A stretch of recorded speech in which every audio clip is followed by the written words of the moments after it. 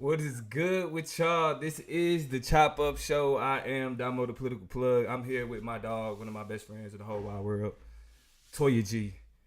Yeah. And we have some conversation for y'all. What's good with it, Toya? What's going on, Plug? I'm cooling. It's another Thursday in the neighborhood. Y'all, it's May.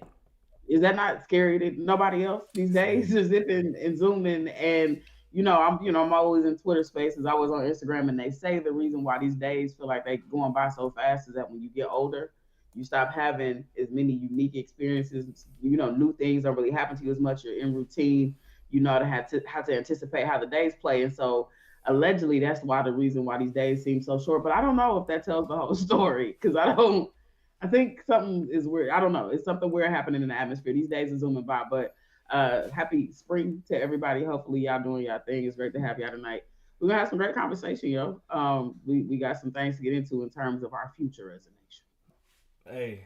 Hey, and so also that thing with time, the more you experience time, the less like an hour when you was a kid was like way longer than it is like Yeah. being an adult, and that feels real. Like an hour fly by now when you was a I mean, it's kid. because everything is so new, right? When you're paying Yeah, attention to more, your senses are heightened differently, and what, like, you are just taking in more. So a short period of time feels like a whole lot longer. Now, when you got to get up and hurry up and get out the door and make it and bop over here and slide over here and get this done, the rigmarole. You know what I'm saying? Like this a quick 24, and you back at it again. and shout out to everybody that's enjoying this. We got Ryan Waters in the building, Winter Dragon in the building, Ridwan Page in the building from Jackson, Mississippi, checking in. It's a great What's night. up, Not y'all? it's a it said it's a great night, not a late night. I'm with that. But with that being said, let's go ahead and get into this conversation. To you, what we talking about today? Well, we have a lot of decisions to make, and we've been bombarded with some of those decisions in terms of these presidential elections that's popping up. And y'all know we like to talk our politics and pay attention to these politics that's happening around here. And so, oftentimes we end up talking presidential politics in here lately in terms of Trump, right? What's Trump doing? What is Trump opponents doing? What's Ron DeSantis doing? Whatever, whatever. And y'all know Mm-hmm. we are not politically affiliated. Y'all know we're not Republicans, but it should also be clear we're not Democrats either. But the thing Facts. about a lot of our political conversations is that we talk about where the action is, right? And so all of the action has been kind of moving and shaking with the Republican Party up to recently, where some breaking news has hit the scene. And for a lot of people, they heard the news they did not want to hear, and for Me. others, they heard the news that they're gonna have to kind of get used to and that they anticipated, which is that Joe Biden is running for president Ugh. again in 2024, right? And Ugh. so I mean, we haven't heard a lot from the Democrats because we haven't heard of a lot of competition. There's been very little conversation about running mates or running opponents or why or what. We just know that the writing's on the wall and that man running again. Couple of things that concern us about it, and we're gonna break up and get into that, is that y'all gotta realize Brody is like 90, right? How old is Joe Biden? He 89? like 80 something. Yeah, 80 man. something. Like, no, we should be precise about this. Let me double check and be clear about Joe Biden's age so we can be, because that's one of many concerns, right? It's not just his age, but he's 80 on the dot, right? And so by the time he would be elected, he would be 82 because his birthday is November 20th. That's at the end of this year. I'm sorry, so he'll be 81. And then by the time his presidency is over, he would be 85. He be old as hell. Okay. So, plug, I mean, you pointed to yourself when I talked about the people who are just not happy at all about the decision for him running for president again in 2024. What is it about that puts this look on your face? What's wrong with that? It's a lot. It's a lot. Y'all may have heard me use this analogy before, but it's the best way to describe what's taking place, right? We all had a homeboy or homegirl, somebody, right? In a relationship that we knew they shouldn't have been in. They knew they shouldn't have been in that relationship. But sometimes toxic shit comes off as new and exciting, right? Yeah. And so let's say our homeboy was in a situation where he was dating an Instagram model, right? She was flashy, new, Mm-hmm. exciting, all of that type of stuff, right? But she was emotionally abusive. She was rude. Your family didn't like her and she didn't like your family. right? And you realize early on, I made a mistake, but you corrected that mistake, right? You Yeah. saw yourself in this toxic relationship, and you was like, you know what? Maybe I should move on to something different. And then you end up rebounding and finding yourself in a relationship, or your partner find himself in a relationship with somebody that's not your ex. Yeah. Somebody that's not your ex. That's key. They're not your ex. And And you that's able to it. and you able to get some type of normalcy, right? You able to feel like, okay, like all the Instagram stuff, all the celebrity stuff, I don't gotta deal with that. I don't gotta deal with the social media drama. I don't gotta deal with that. She don't be on For social what? media, whatever. But she still got some toxic traits, right? So Yeah. you went from your homeboy went from one toxic, super toxic relationship that he shouldn't have been in to a To less another. toxic, more normal toxic relationship. Still toxic though. You feel me? I see it. Then your boy come to you about the rebound, about his rebound, honey, and tell you, hey, I'm thinking about putting a ring on it. That's when you gotta tell your partner, no, sir, bro. Like that's not what that is. The It's only been fun reason to you see like y'all her is around. because she's not your ex. Yeah. That's it. She not bringing nothing nothing new to the table. Y'all fight about the same thing you fought about with your exes, right? Except without the social media, but it's a lot of the same. It's just not as much. Wow. She just know the right things to say, and you trying to I mean, marry her? everybody's trying to get cuffed these days, and I think that's what's important to remember and understand. But I think that analogy is apt because it explains the position we've been put in as voters time and time again, which is the lesser of two evils, right? That phrase always. I think there hasn't been an election in a long time, right? I In want a to go long back. time. Let me see. I think maybe George Bush, right? Nope. He had the goodwill of Republicans. You said no. That was lesser I, than 2 years. I think no. You don't think George Bush versus who was he running against? Al Gore? What? I don't think that got deduced to a great lesser of two evils. I feel like those were two people who had two different visions of an America and a carrying out of their party's politics that they really wanted to pursue with some tinge of goodwill, right? We saw how it turned out with how he dealt with 9/11, with how he dealt with the war in Iraq, how he dealt with stripping education and going to the kind of standardization of a lot of the academic space, and you know what I'm saying, having those core four. I don't think it's called core four, but stripping arts, right, and really trying to focus on competitiveness with China and stuff like this. So we have issues, right? No Right. child left behind. That was the No phrase. child left That's behind. Right. the All the right. standardized testing bullshit. Yeah. I don't know if he was a lesser of two option evil, but I think every Yeah. I give you election. that.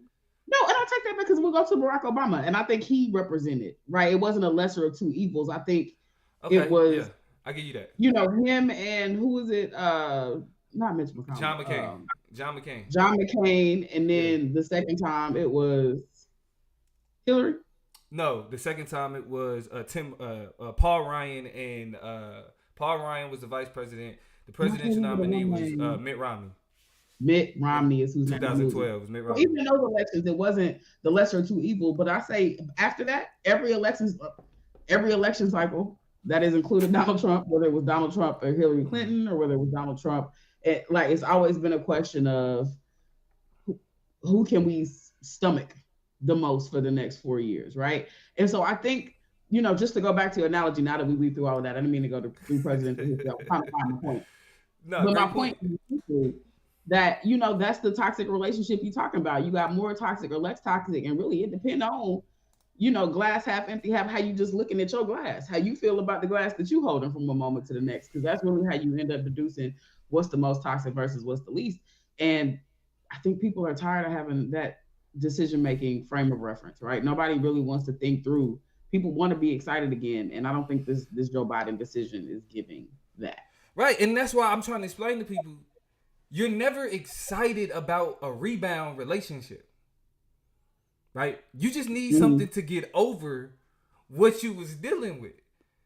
And the worst part is you got to fake the enthusiasm. You know what I'm saying? You just want to get over it, but you got to be like, here's another shot. Here's another chance at happiness. Here's another, they different for real this time. You know what I'm saying? You have to fight and really try to look for it when it's not there. And like you said, your friends, everybody can see it but you. It's, Everybody it's, can see it's it, a, but you. And so with Joe Biden announcing that he's running for president again, Democrats are trying to marry the rebound. What are y'all doing? Y'all trying to marry the rebound. That's not what this is. This is what we like. We even Joe Biden used the phrase, I'm gonna be a transition, right?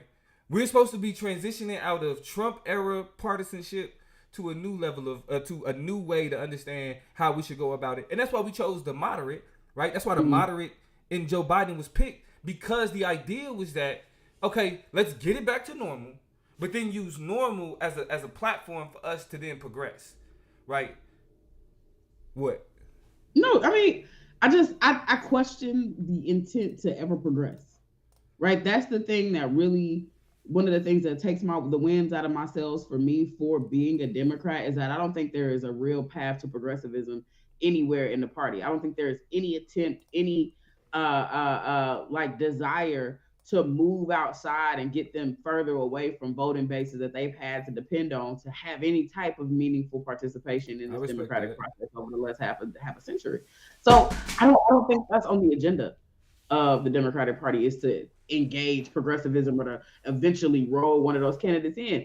The progressivism came in the form of two old white people, in the form of Liz Warren and Bernie Sanders, and they were like, hell no. Nope, we sniffed that shit out a mile away. We don't care how similar you are, how long you've been riding with us, how long you've been a part of these conversations. We're not buying a lot of that moving and shaking y'all trying to do, so keep it. So what you thought they was gonna let somebody younger, more charismatic, more, you know what I'm saying, with the ability to engage a younger demographic that can undermine a lot of shit that the Democratic establishment is dependent on to stay stable? You think they want people moving and shaking with that? Of course not, right? So I don't think that that's their intent. And now in the chat, I want y'all to let us know what y'all kind of initial thoughts and reactions were when y'all first heard about Joe Biden running again. But I think what's clear for me is that this is a perfect example of, because I think I'm inclined to agree with you, Toya. I do think that this is another example of Democrats betraying the interest of progressives. So like when you say that you don't think that normalcy was a platform for progressives, it was really just a platform to create and sustain what they want to be the normal. I'm inclined to agree with you, because y'all are talking about re-electing somebody who's already considered the oldest person to ever be president. Yeah. Right. So it can't. So where is the progressive thought process? And what's frustrating is you think back to 2016.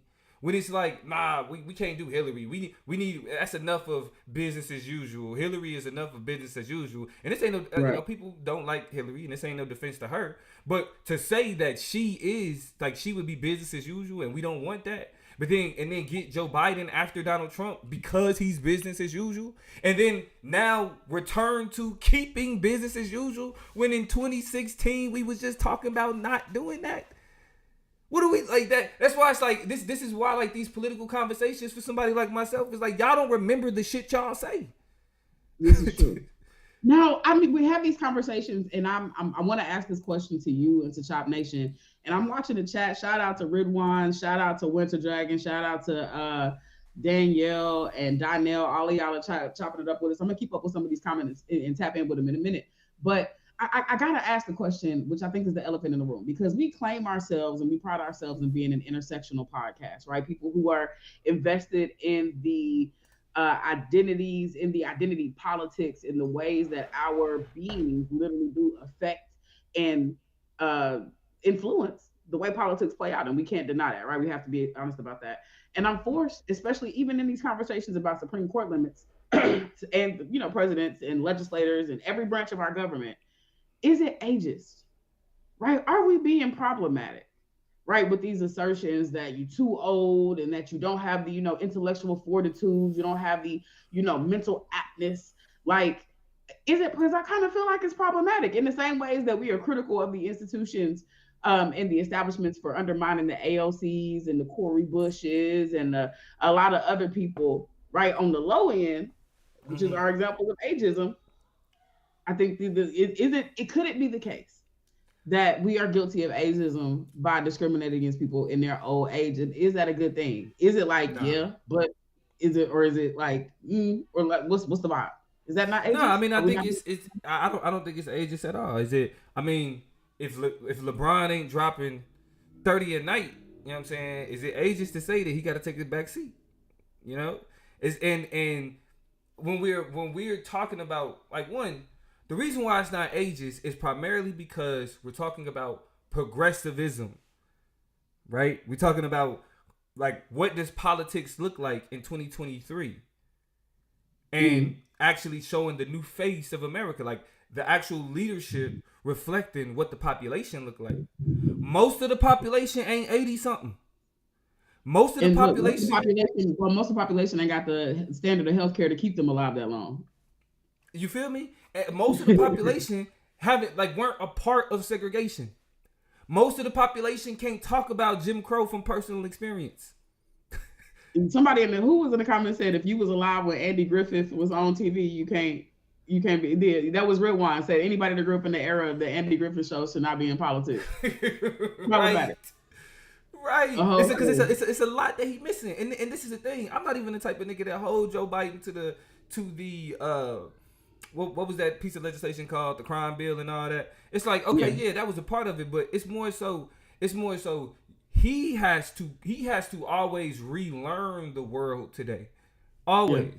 Right? He has to rely on people telling him what's important to today's population. He don't know.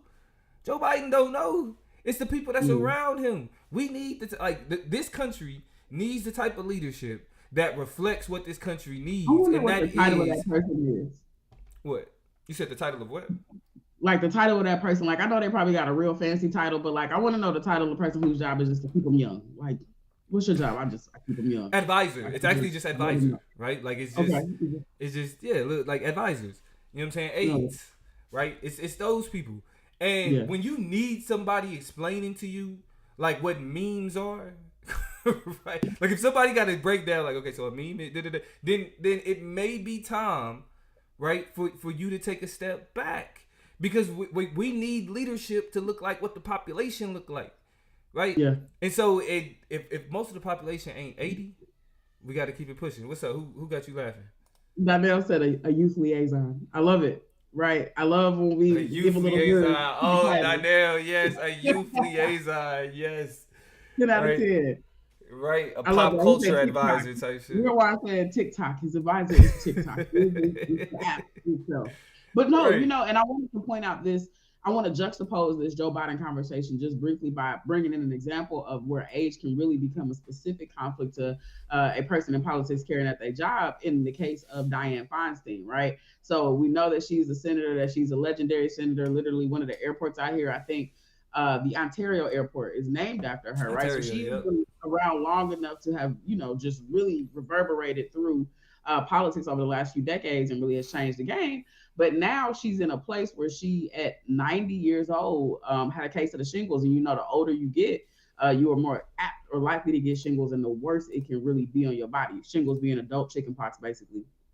And she's been out since like February. And as a result, right, she hasn't been able to participate in a lot of her roles and responsibilities, one of which being a member of the Judiciary Committee. Now, as a member of the Judiciary Committee, that role is first of all grinded to a halt, which is problematic for the Democratic Party. Why, you might ask? Well, considering that the House is dominated by who? Plug.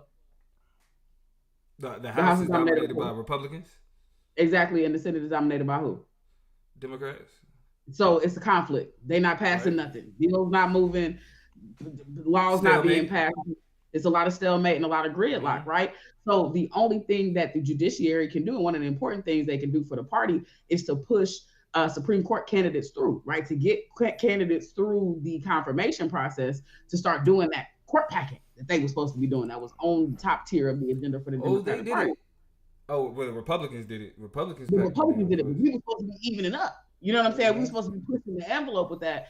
Well, not we, but the Democrats were. And so we find ourselves in a position now where they ain't been confirming. The Judiciary Committee been on pause. They ain't been confirming no judges, which means they haven't been doing what they can to tip the scale in the favor of progressive politics and the Democratic agenda that they set out. And she will not quit. That's the biggest issue. She's like, I'm getting better every day. She's been very elusive about her status. She hasn't been talking a whole lot about what her state and her condition. And they have elections to potentially replace her in like a year or so. But until then, she just, I don't want to say taking up space, because I think everybody's perspective is important and legacy is important and all of that shit. But like, but they not being, yeah, they not being fair though. Like, and I'm gonna be honest, because I'm go ahead, say it.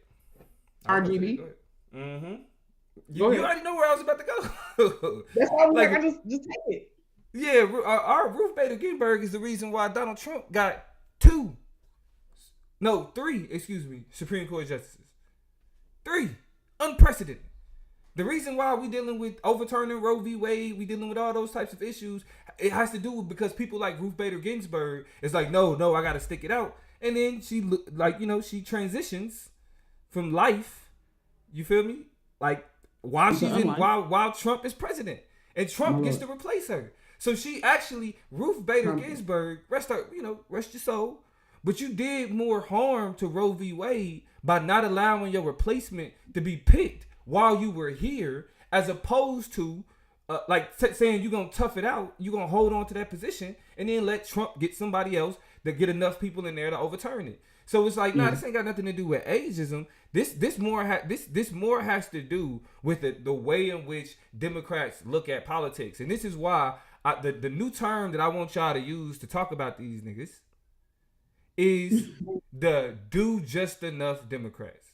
What I mean by that is that Democrats, and this is why I say we've been betrayed, because Democrats, what they've used is they've utilized the talking points of progressive, the talking points of the shit that we care about, to help fearmonger conservatives, while doing just enough, only just enough, to be able to say, at least I'm not a Republican. That's it. That's a do just enough Democrat, right? That's why we hear the constant conversation about Donald Trump, even though he has not been president for 3 years now. He lost in 2020. And what was frustrating is I used to tell folks back then, yo, all Donald Trump do is talk about Obama. That means he's a terrible president. Now, Democrats, all they do is talk about Trump. That means that we got some issues, right? If all you can do is compare yourself to the other party and say, at least I'm not them, that means that you ain't got nothing to stand on yourself. It's like Dirty Mackin. In the chat, if y'all know what Dirty Mackin is, put a one, put a thumbs up emoji, put something in the chat if you know what Dirty Mackin is, so y'all can understand what the point that I'm trying to express right here. Yeah. Dirty Mackin is when you know a girl that's in a relationship already. And with her being in a relationship, you just be like, hey, I mean, listen, that's your man. Oh man, he get hoes. He be out here like the girls love him. Somebody like me, I stay at home. I don't do a lot. I just chill. I ain't like your man, like that player type. I ain't like that. I'm chilling. Yeah. That's what Democrats, Dirty Mac Republicans. And this is the thing. Even if it is a sister who's in a messed up relationship, and that just my integrity as a black man, Dirty Mackin ain't what it is. You feel me? I need to be able to stand on. Listen, like I don't need to bring up your man. You feel me? If I'm trying to lay down my game, I shouldn't have to bring up your man. So if Democrats always got to bring up Republicans in order to seem viable, we have a problem. What are we really doing? We have a major problem. And that's why when we talk about the do just enough Democrats, you know who they remind me of, Toya? And this is now a lot of us ain't fucking with Chris Rock right now, right? And that's and I get it, but it was one joke that he made that I did think was I thought it was kind of funny.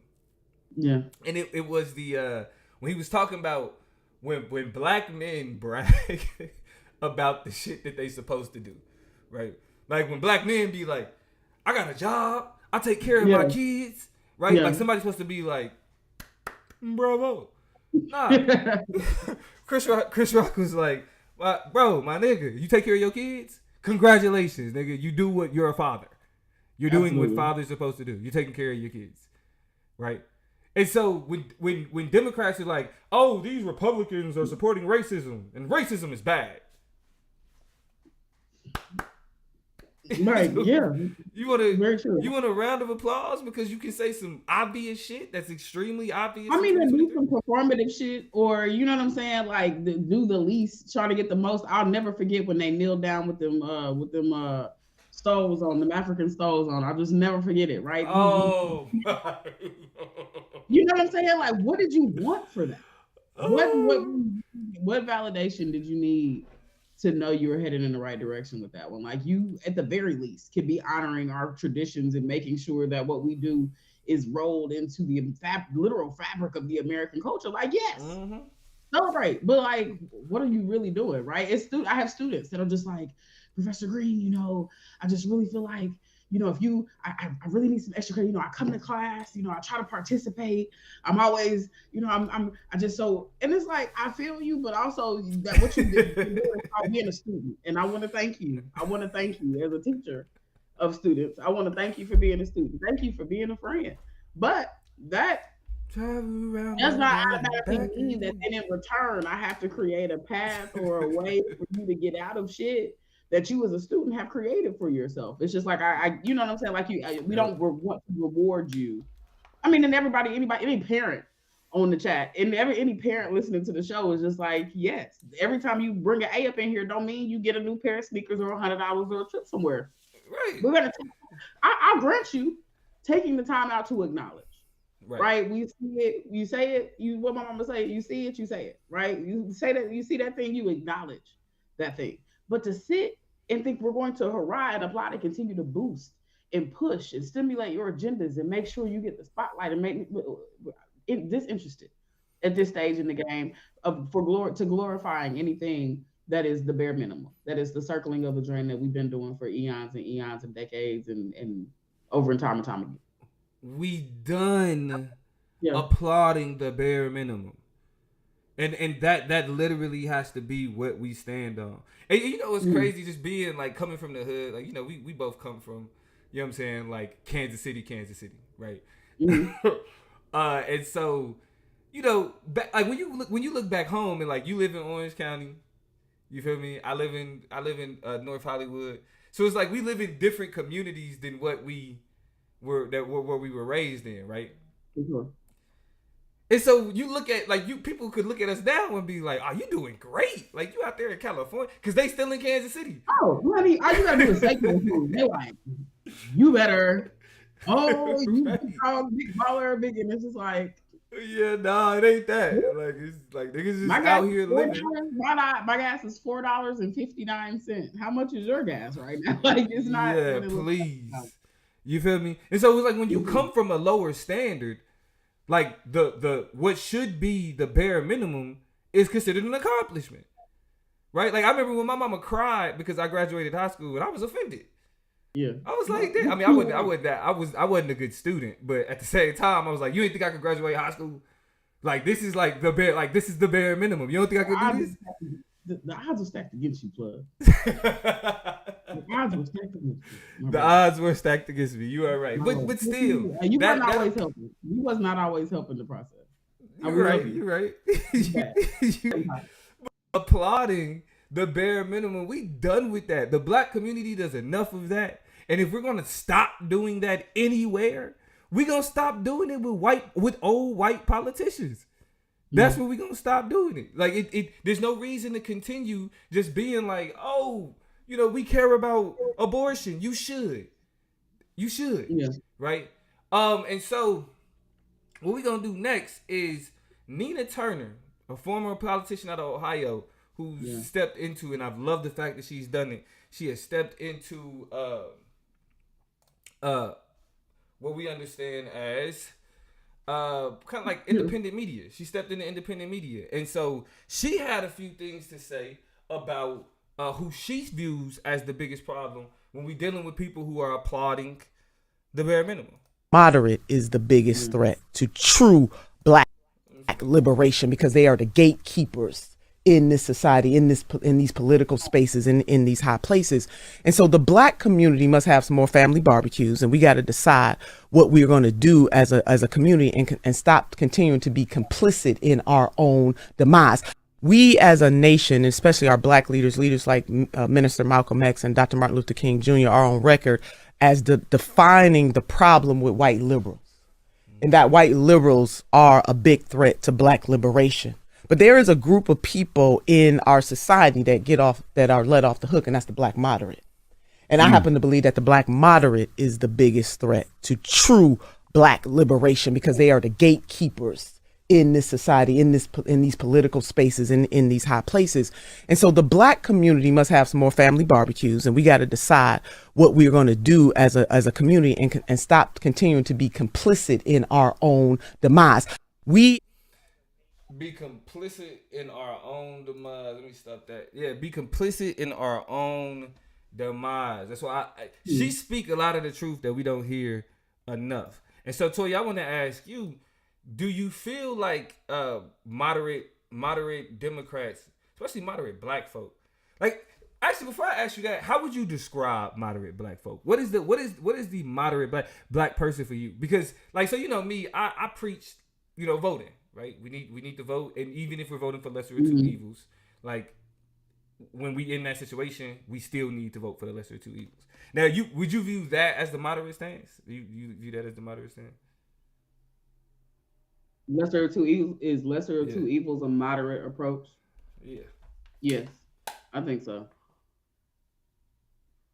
What? Why you disagree so hard? No, explain. Because I wouldn't. Explain. I think the willingness to accept a lesser of two evils option is an attempt to accept moderation, right? I think it is a willingness to accept moderation. I think it's an attempt to accept it. It's a willingness to accept moderation, to say, okay, well, it probably won't get no better than this. Well, kind of this is how it goes. Or, some stuff just kind of is what it is. And it's just kind of how they run. So I'm going to go ahead. I think that orientation toward the process is a willingness to accept a lesser of two evils, which allows for you to feel good about knowing who you are, about being a critical thinker, about living a life in a particular way that has forced you to make some hard decisions, but ultimately understand that it might not yield anything besides a feel-good moment at the ballot box, or when everybody gets to celebrate that somebody won, right? It doesn't necessarily trickle down to your real life experience, but you're okay in kind of accepting that. And I think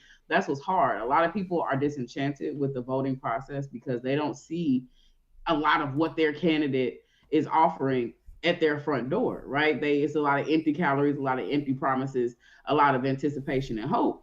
And a lot of that is because you go with the moderate choice that really doesn't have their heels dug in deep with the desire and intent to bring that change that they were talking about to your front door. So it's a catch-22 because, you have this belief and perspective, but it is very much safe and protected. And so I think some examples of moderate Democrats are like, or blacks, but moderate black Democrats are like, I think a lot of Gen Xers and a lot of boomers represent that, like black Gen Xers and black boomers. I think individuals who have been enough of dynamic and, really big and phenomenological change in our society to see what's possible, and to see that people are pushing the needle, and to see that there are generations who are now part of their voting blocks who are pushing, but they still are like, I'm just trying to make my money and go home. I just want to live in peace and not really rock the boat too much. I'm not really overly invested in, what I'm saying? I think a lot of that culture is just like, man, I'm a grind hard, go make my money and get out the way type of person. I'm not trying to bother nobody. I'm just trying to, as a black semi-successful person who might have flirted with the middle class for a minute before the economy got bad, or who's found a way to, I just want to have my little job, my blue collar job. I want to go, what I'm saying? I feel like a lot of them still are, participating in blue collar jobs or service industry work. And so they ultimately get on with their lives, get enough money to pay their bills and stay out the way. And you know what I'm saying? All the rest of that rah-rah shit is just like, it's important and I feel it and I'm with it. And and I'm, what I'm saying? I listen to the music and I'm on the apps, right? I'm hip enough to know what's up, but I'm gonna let y'all do that. You know what I'm saying? Like, to me, that's what represents the moderate black voter in mind. Yeah. I don't think that because I think the lesser of two evils part is more pragmatic when you're forced into a binary two-party system that we in, right? It's like you don't have, like, because ultimately you kind of stuck with two choices that don't really do enough to reflect larger like swaths of the population, but like each part of the population is forced into only two choices. So I think having the type of binary political structure that we have creates the dynamic to where, especially for black people, like that's pragmatic for us, right? So I don't necessarily consider it as moderate, the moderate position. What I think is more of a reflection of the moderate position is the quickness as to which like the Congressional Black Caucus and other like black organizations are to support milquetoast generic Democratic talking points for the sake of going against Republicans. I think that has been some of the most disappointing outcomes of a lot of different ways of candidates and social issues. It's just like, yeah, like organizations like the NAACP, like, you know what I'm saying? Like, just, I mean, which are only some of the only notable organizations that I won't say only notable. I'm trying to rephrase this without being ignorant of the fact that there are like undermining certain stuff. Yeah, I get it. Exactly. I don't want to undermine or disregard or erase any hardworking black leader organizations, but it seems like a lot of them just end up folding into the standard agenda of whatever hot Democratic candidate is out there and not really pushing the envelope or any radical politics or forwarding people of their own or bringing in people on the fringes of activisms and politics to be centered. It's just like, yeah, them. You know what I'm saying? Like, what are we even talking about? What are we doing? Who do y'all think? Who's on y'all's radar? Y'all are supposed to be amplifying things that we wouldn't know about on a regular basis, and instead they just go with the group of whoever is the candidate at the time, who is the moderate, safe person to get behind. It's annoying. Which I feel like create a problem, right? Because I feel like the hip thing amongst black folk today is to be like, yeah, I don't rock with Democrats like that, which is cool, right? Because I think a lot of people who voted for Democrats don't necessarily rock with Democrats like that, but at the same time, there's a pragmatism conversation, and all we doing is ramping y'all up because y'all gonna hear the same damn talking points that you hear every 4 years. So what we trying to do is we trying to prime y'all for a more in-depth, a more intellectual conversation than just the same old, should we vote, shouldn't we vote, Republicans are bad, do you want to get Republicans elected? Because I mean, I feel like we've had an opportunity to switch shit up, but we've dropped the ball because now we right back in an election season and we haven't heard about enough progressives that like outside of Kamala Harris, which was somebody that people wasn't really even thinking about like rocking with anyway, right? We kind of dropped the ball on who we feel like could represent progressivism going into 2023. What was the point you was about to make? In a very problematic sense, a lot of people have said a vote for Joe Biden is a vote for Kamala Harris to be president. And I think we all know why they have said that thing. Take a moment, think critically about it, and you'll see how messed up it is if they say that. But right, that is like the weird thing. A lot of people are like, she shouldn't run against him. She should just be patient. And I think that is absolutely terrible. That's not but okay, yeah.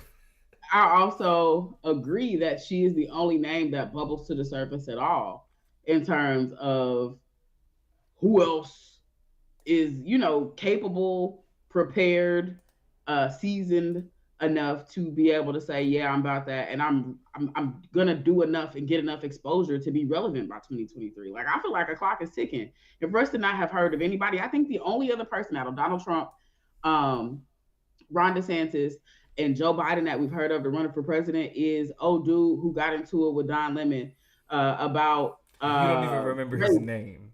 And color his last name started with a V. Indian Republican candidate who Indian Republican NRA Black Indian racism to create non-existent distinctions between the ways that people of color live their lives in this country. And so again, can't remember his name, but I don't know of anybody else who was even thinking about trying to run for president. And I don't know, I've only been through a few election cycles. My first election cycle was the first Obama presidency. And so I'm still getting familiar with the timelines of how things roll out and what it looks like. But I just feel like we should be hearing from somebody. You would have heard him by now. Yeah. Am I tripping? Yeah, like, it's after midterms. 2024 is tomorrow. We talked about at the beginning of the show how crazy it is. It's May. Yeah, well, we knew about Obama like 2 years before 2008. That's what I thought too. And here we are. Actually, what was it? 2004? Obama gave a speech at the 2004 DNC, Democratic National Convention. And from then on out, he was like, he's next.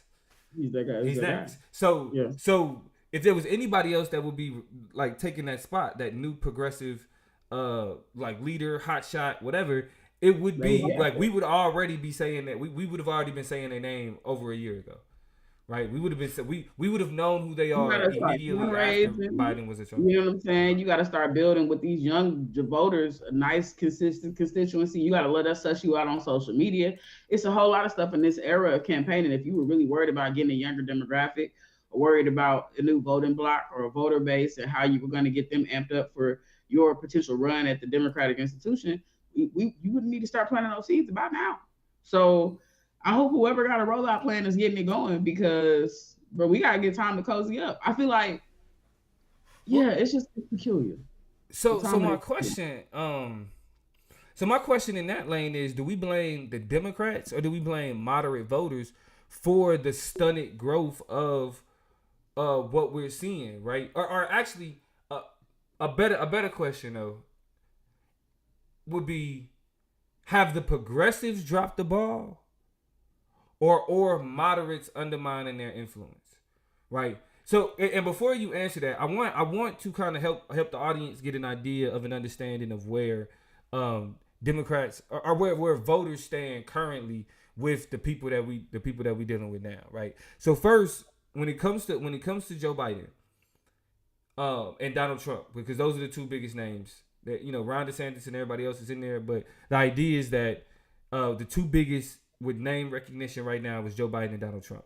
2/3 of Americans say, according to an NPR PBS NewsHour poll, 2/3 of Americans say that they don't want Trump to be president again.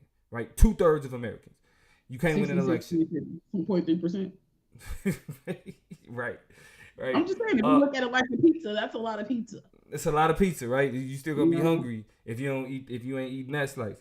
71% of Republicans say that they want Trump to be president again, but only 63, and I'm saying only 63, like that's not a lot, of Republicans say that they would want Trump to be president even if he's convicted of a crime. So if Donald Trump gets, and this is where I'm like, yo, the white racist brain is so ass backwards. These people, only 7% of people drop off to say that they want Trump as president if he's convicted of a crime, knowing good and goddamn well that these are the same people who think that felons should not be allowed to vote. Help me understand that nature, right? Y'all think that felons shouldn't have a right to vote, but you should be able to run for president or run for office even after you've been convicted of a crime. That's wild to me. Only 29% of independents think that Donald Trump should be president again. Only 29 of independents, which means that those swing voters who usually occupy that independent space, they've been moving away from Donald Trump. But then this is the problem. The numbers don't get better for Joe Biden.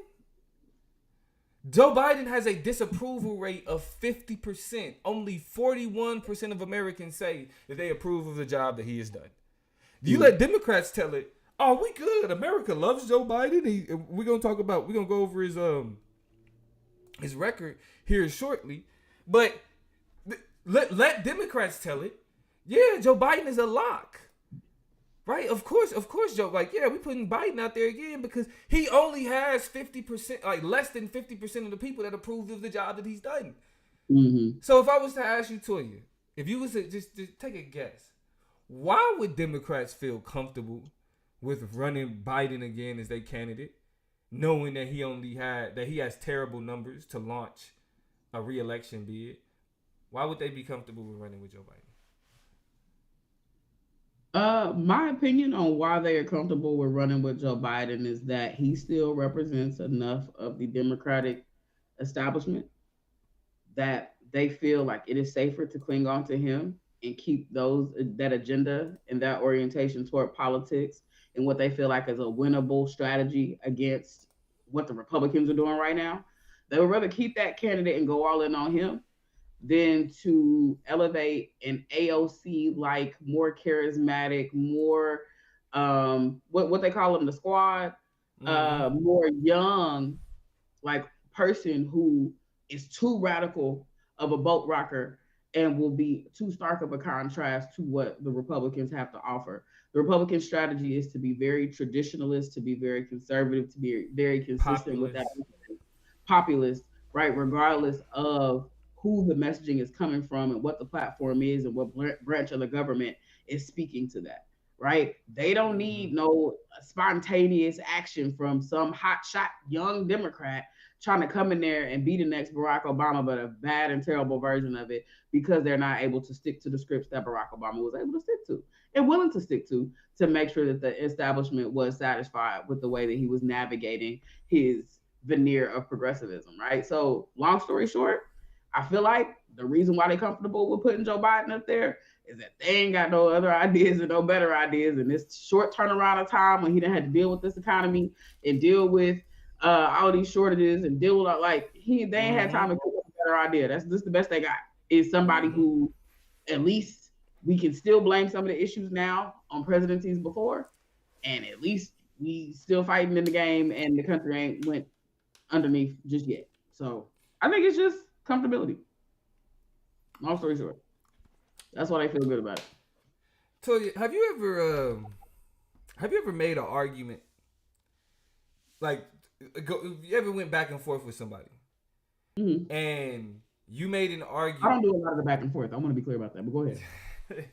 And you made an argument, and in that back and forth, they somehow took the argument that you made and flipped it back and tried to use it against you. May not have been successfully, but they tried to, right? Okay, this is where I feel like I'm in a position. You remember last election, I was all about lesser of two evils. Ryan got an interesting take on the potential lineup too that I want to get to in the comments. But we're gonna get to Ryan in just a second. But during this last, in the 2020 election, I was big on the lesser of two evils because Donald Trump was a detriment, and if don't challenge me on it because I will cook anybody on how Donald Trump represented a material detriment to the lives of black people. I can lay it out for you. Play with me if you want to. I'm willing to accept any of the challenges. But what we have to recognize now though, and what I'm finding frustrating is now Democrats are using my talking point in order for them to in order for them to stick with the basicness and the basic shit that they've already been going with. And so when you and I, the NPR podcast, the political podcast that we was listening to, well, one thing that they pointed out is that what Democrats are leaning on are two things, and they both have to do with being the lesser of two evils, right? The first thing that they are leaning on is that Joe Biden's record, right? What we know it comes down to is the two people with the biggest name recognition. We have a two-party system. You can't do nothing but, right? Go this way, that way. You can't do. It's like brothers that it's like brothers that go to private schools. You know what I mean? Sometimes you can't get mad at them for dating white girls. They don't really have a choice. You know what I'm saying? That's all. Like the brothers in the suburbs going fool around with a snow bunny because it's like that. Like that's what you around. That's what you got. So the way Joe Biden is looking at it is like, shit. Who else y'all gonna fuck with? Exactly. Right? Like you said, nobody has came up with any type of name recognition. You know what I mean? Again, toxic relationship. You gonna leave me? Who wants you? You gonna go back? You gonna go back to that nigga? Right? Joe Biden is literally looking at y'all like, you may have an issue with me. No, I get it. You got problems with me. What, you gonna go back to your ex? Who else gonna take you? You gonna go that your ex? Right? That's how Democrats is looking at liberal vote, like Democratic voters. What was you about to say? I think this is a good time to look at Ryan. Like Candy Cane Lane said, they have hot sauce in their bag, swag, food. Ryan Waters says, if not Biden, Harris, better than Buttigieg, who is better than Williamson, who is better than Kennedy Jr., and ultimately that bench is weak, right? Hey, who you got coming off the bench? Who's your sixth man? Come on. I don't think one exists. And so I don't know, like the Suns right now. Pete Buttigieg, man, like I like him. I don't dislike him. He a young gay white man. So some boxes check, some boxes not. Marianne Williamson, I think she the most. I just don't think she can win. I think she got the best. She got some interesting ideas. I think I like how she's come out to. I will when I say I haven't seen anybody, I will take that back because I've seen her making murmurings, and apparently TikTok is a place where she's getting a whole lot of steam and growing a whole lot of steam. But she has some interesting takes and perspectives. The last cycle, election cycle, and I don't really know how she's reconciled some of these things. And in this Kennedy Jr. situation, I need to look more into it. I don't know enough. But I think I've heard problematic things. So yeah, like anti-vaccine, like really exactly, just, like stuff that I don't get with. So the slate, the roster is wicked. And so Ryan says they all hit the notes, but they lack substance. Let's be honest. Out of all of them, who really helping the community, who's really out here kind of pushing the envelope, or who is able to and capable of doing that level of the job.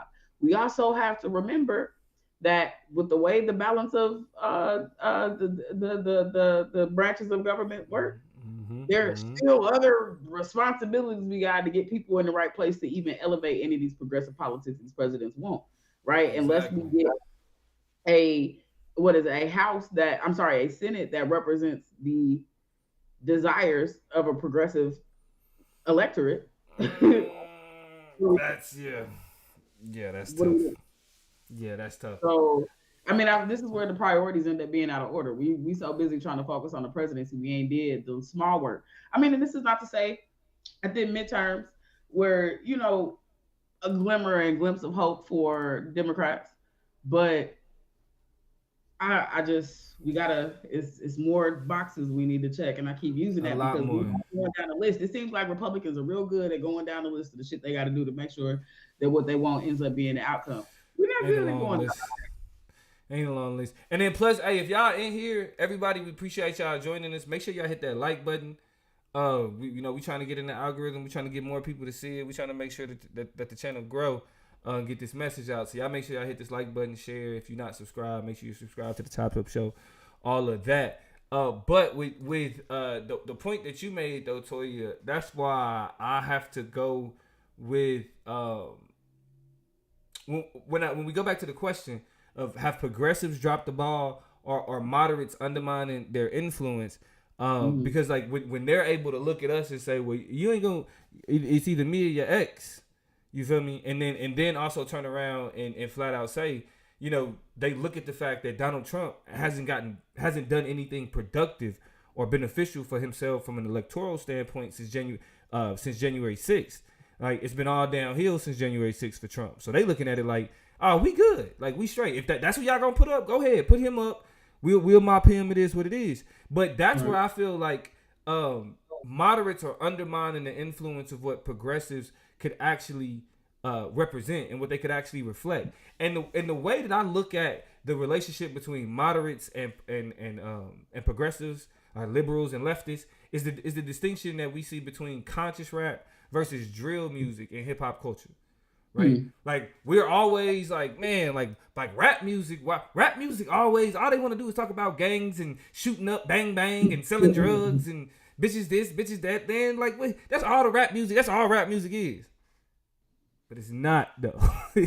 There's much more. There's a plethora of non-gangster rap music out there. The question is what gets pushed, right? So if we're comparing like the landscape of rap music today to the landscape of democratic politics today, it's not that there aren't progressives that are out there. It's not that there aren't progressives that are available. Just like it's not. There's a lot of conscious rappers, right? There's a lot of rappers that's talking about social issues and things that we care about. There's a lot of rappers respecting women. There are a lot of rappers that are respecting their neighborhood and respecting the minds and the hearts and the image of black people. But then there's rappers that's out there that's just reflecting the environment that they came from.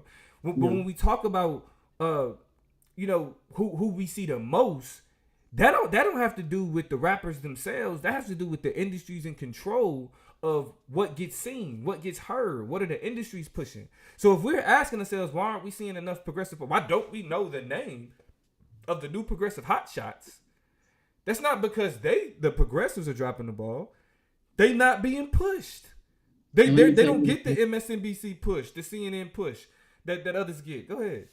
I just want to point out too where your analogy breaks down, but in the worst, most poetic way, because at least in the hip hop game, you can be independent, right? You can be a Lupe, you can be a, you know what I'm saying, and go and find your own path and get out there and make your money and make your splash and make your mark and be considered a legend if you go independent. We've seen it happen. It's less common and less successful, but that success is proven.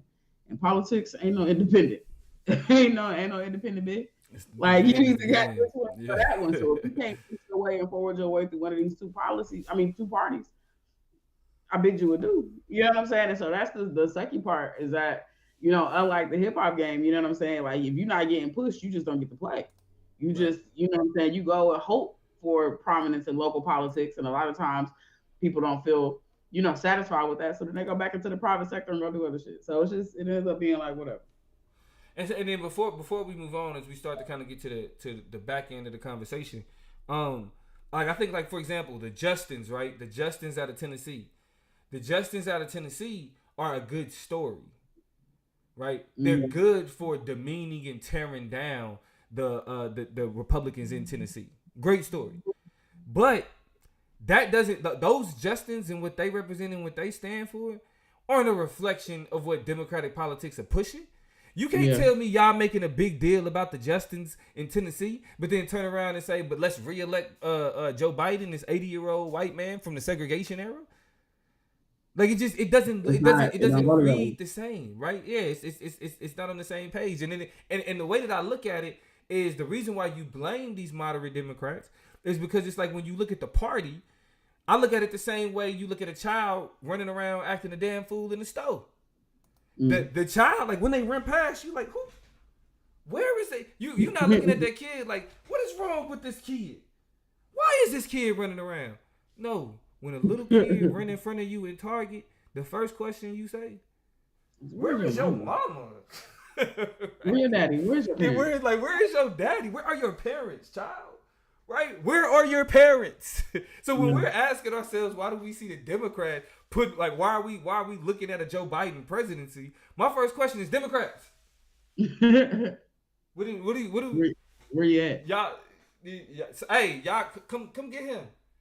Which like this ain't how he's supposed to be acting, is it? And unfortunately, this whole Joe Biden situation to me is one of them parents is just like, oh, he's just a free spirit. He has to run. Somebody who's not looking at the detriment of what's happening, but this self-serving image, right? And Democrats have a self-serving image of beating up on Republicans, thinking that's what's productive, but that's not what it is. Yeah, right? Not quite. And so before we get out of here, though, I definitely want to make sure that we are holding up our journalistic integrity, and because we are independent journalists, if y'all don't know. This is independent media. This is a podcast. So you are talking to two independent journalists. And so what I want to make sure we do is we talk about what Joe Biden has done in these 4 years, going on 4 years that he's been in office. We want to give some actual credibility and some credit to his record. So let's get this pulled up here so everybody can get a good look at it here. Hold on real quick. And I mean, so Candy Cane Lane asked the question, so who's strong enough to replace Sleepy Joe? I really want to know. And I think that's why dropping his resume in this particular instance is important, because whoever decides to run against him is going to have to hold up whatever plans and agenda they have next to and juxtapose it with a lot of these accomplishments and things that he's been able to accomplish over this time. So this is just so that as we think about other possible candidates, we can know what his track record has been up to this point. So, Plug, what are some of the highlights that you came across? So a few things that kind of stood out. So along with, this is New York Times, along with the $1 trillion infrastructure package, which passed with Republican votes, Biden can boast of sweeping legislative victories that would have seemed improbable when he took office. Among other measures, he pushed through a Congress with narrow Democratic majorities were a $1.9 trillion COVID relief package, major investments to combat climate change, right? Which is, that's another talking point they like to run with. But, what have y'all really been doing? Because when we ask people who live on ancestral indigenous land, they may have some things to say to Joe Biden. Lower prescription drug costs for seniors. And not even just for seniors, though. Joe Biden was able to lower the prescription drug costs for things like insulin. He put a cap on insulin for people with Medicaid and Medicare, which is a huge benefit. Increased corporate taxes, so corporations pay more taxes. Expanded treatment for veterans exposed to toxic burn pits, and incentives to turbocharge the semiconductor industry. Which was a lot of that shit. Like, you can't. I mean, even looking at this is these are moderate accomplishments, right? You can't look at anything we just described to be like, oh, progressivism. Like, okay, yeah, he's combating climate change, but that's another Democratic talking point, right? Exactly. Right. Like, I think. Go ahead. It's the safe. I'm just saying it's the safest one, right? Of the big kind of social landmarks that need to be flipped, I think that's the one that most speaks to the new generation's perception of things that should be prioritized for our country. Ain't no police changes in terms of how policing happens. Ain't no meaningful changes in terms of closing the wealth gap for either Black people or women or queer trans folk. Ain't no you know what I'm saying? Like, there's just a lot of things missing that represent any meaningful, changes. A lot of people were calling him to, at least throw some executive orders out there toward the abortion issue, and still, nothing. So nothing of substance. Right, now let's get into, so that was what he did. Right, so it's like, if we looking at what the record he's running on, moderate, right? But that's why they talking about finish the job, right? Because the idea is that presidents get more done in their second term, because they first term they trying to make sure that they get reelected, and then the second term they just do what they want to do. But in terms of the promises where he failed, again, we are journalists, journalistic integrity, both sides, switch side debate. Something we learned. He has been unable, however, to fulfill other major promises, including an assault weapons ban, which we've been looking at what's going on in this country, right? Every day. That's a much bigger deal than semiconductor bullshit. An immigration overhaul, providing a path to citizenship for migrants in the country illegally. And this is where I say fuck MSNBC. Because as much of a big deal that y'all made about kids in cages during the Trump administration, Joe Biden didn't change that. It's the kids still in them cages. It's kids still in cages. Why are we not still talking about kids in cages?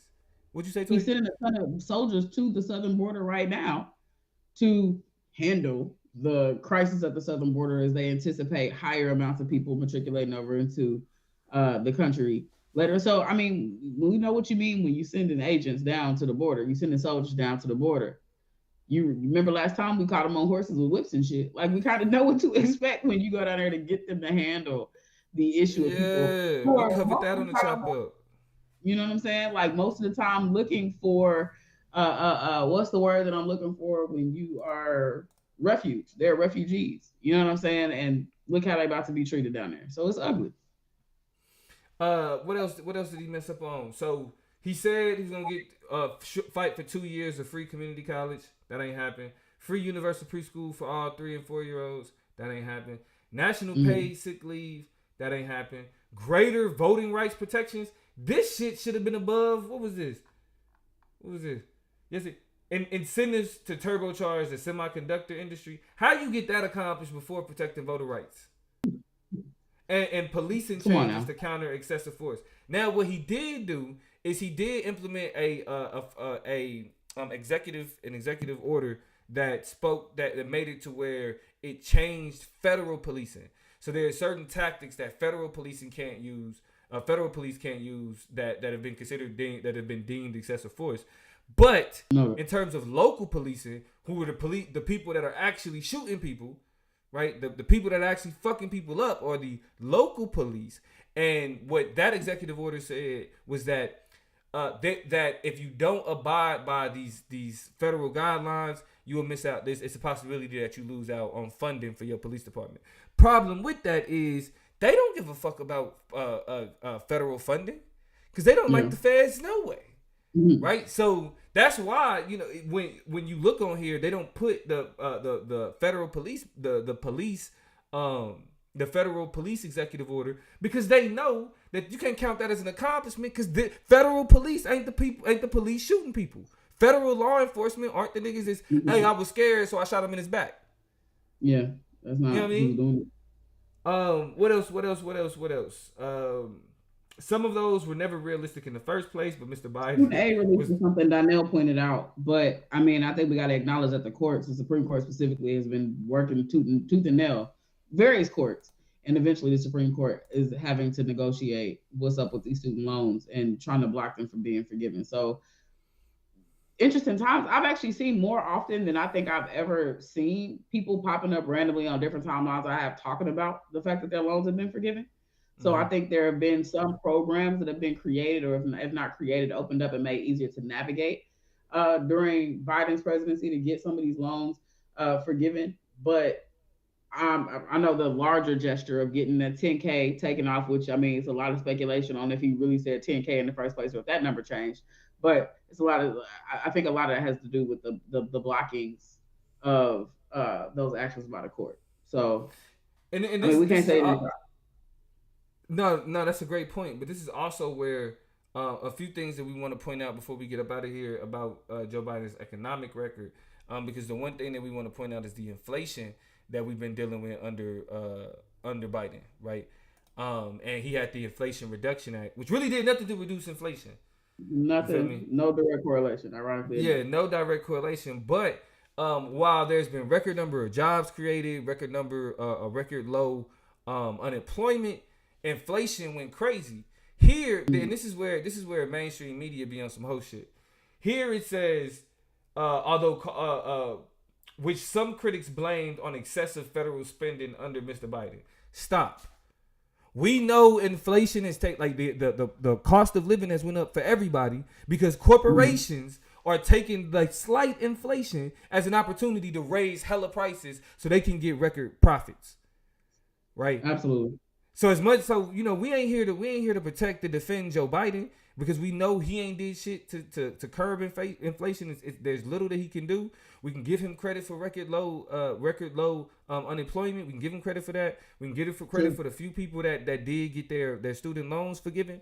But at the same time, we're not gonna jump out the window and try to blame him for inflation and prices for things going up when we know that's corporations' fault. New York Times, y'all ain't about to trick us with this bullshit. Absolutely. Right? Don't try to like we know why we paying more for eggs, and it ain't got shit to do with Joe Biden.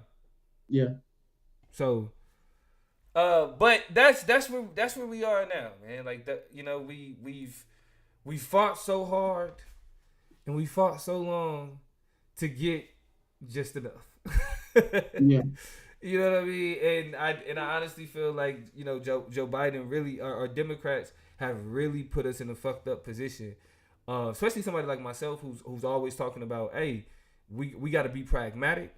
And for them to steal my talking points and them to run with this whole lesser of two evils because conservatives is bad it really gives me apprehension to make that argument going into 2024 when I really don't have much else, you know what I'm saying, to advocate for the people for other than like, hey, local elections.